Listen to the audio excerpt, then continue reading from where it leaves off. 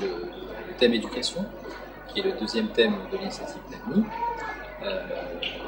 Donc nous avons dressé un bilan sur le système éducatif. Le principal message, c'est que l'Algérie a massivement investi dans l'éducation avec un accès de plus important, un accès à l'éducation généralisé, donc une démocratisation de l'enseignement, donc un taux d'inscription, un taux de scolarisation primaire qui a largement augmenté, l'université aussi, mais au détriment de la qualité. Donc un certain nombre d'études ont montré que, et des participations de l'Algérie à des tests internationaux ont montré que le niveau d'éducation atteint par les élèves reste assez faible.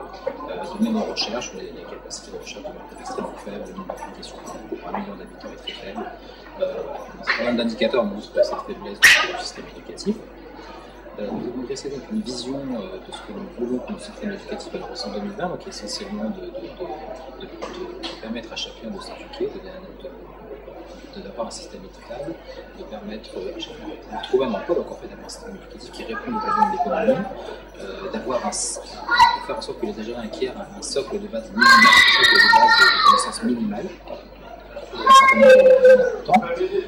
Et nous avons ensuite une stratégie pour y arriver, donc, pour atteindre cette vision qui se décompose en trois leviers d'action principaux. Le premier, c'est d'enfin se doter d'une capacité d'évaluation. On fait des choses avec des réformes sans se demander si elles fonctionnent pas d'outil d'évaluation. Et la qualité, on ne la mesure pas. Donc en fait, concrètement, on ne sait pas où on en est aujourd'hui. À part quelques études qui dressent un tableau plutôt sombre, l'Algérie ne dispose pas d'outils d'évaluation et des performances et de la qualité du système éducatif. Donc c'est de mettre en place, le premier levier propose de mettre en place des outils d'évaluation de la qualité de la performance et de gouvernance, enfin de pilotage du système éducatif à l'aide de ces outils pour savoir exactement où on en est à chaque point de la réforme, pour corriger, pour savoir ce qui doit être mis en place, quelles sont les priorités à ce fixer. Le deuxième levier consiste à rendre le système plus équitable. En fait, il y a aujourd'hui des inégalités très profondes en termes d'accès à l'éducation, de réussite scolaire. Malgré la dépense importante qui a été faite, les inégalités sociales demeurent très présentes et déterminent en fait la réussite scolaire des enfants. Donc on propose un certain nombre de mesures pour valoriser la réussite scolaire, notamment pour les enfants des familles les plus démunies, et de globalement créer un climat plus favorable à l'éducation. Le troisième levier, enfin, propose de faire des innovations dans le système lui-même, notamment en termes de contenu, de passerelles dans les enseignements et de conditions de vie pour les enseignants et les étudiants.